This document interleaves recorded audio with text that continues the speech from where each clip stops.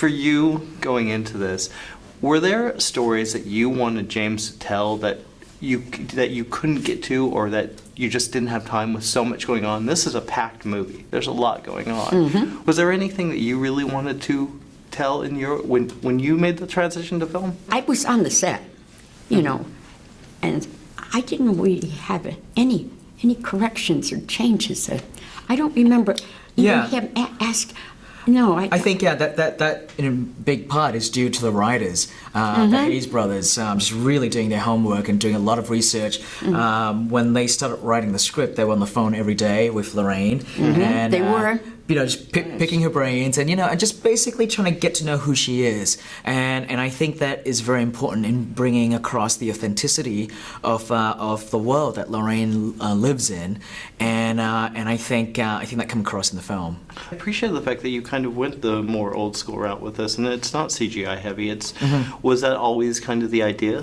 Yeah, because it's not a creature feature. It's not about that. It's a movie about atmosphere, vibe, mood, and stuff like that. And you create a lot of mood just from your photography, from your sound design, and your production design as well. And I only bring in CGI when I need to, because they're things that are very difficult to do today. Yeah. But in the computer world, it's so much better. And if anything, it's a combination of practical effects with computer graphic effects.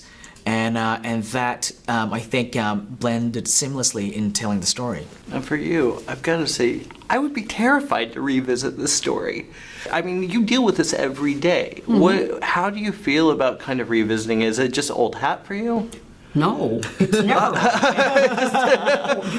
If you're dealing with something that's preternatural, it's not every day. No, and it is frightening. I mean, remember, the inhuman is very, very difficult to deal with, and it's so cunning, And but the human spirit, you can communicate, you can talk, you can help, but the inhuman. Wow. And the doll, you still have the doll? It's in an enclosed case in the museum, right?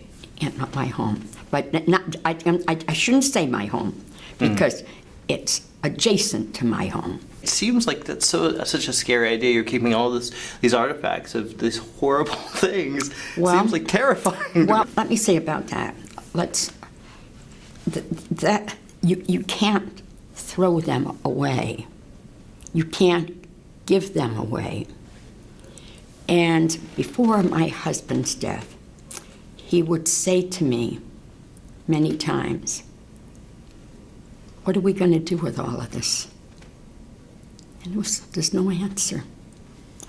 And so about 3 or 4 years ago, this Catholic priest from Pennsylvania, I had worked with him on Paranormal State, a series. Yeah. And we got to be friends, and he retired, and he came to help after I had been hospitalized for a long time. And he was taking care of my pets. And so then he says, "When you get well, I'll go back." He's never gone back. And it's beautiful because he's always there. I have an apartment, a 2-bedroom apartment, and he stays there, and it's wonderful. Oh. It's wonderful, and he blesses everything. And he'll say to me, "Lorraine, I'm going to go out in the museum and bless the doll."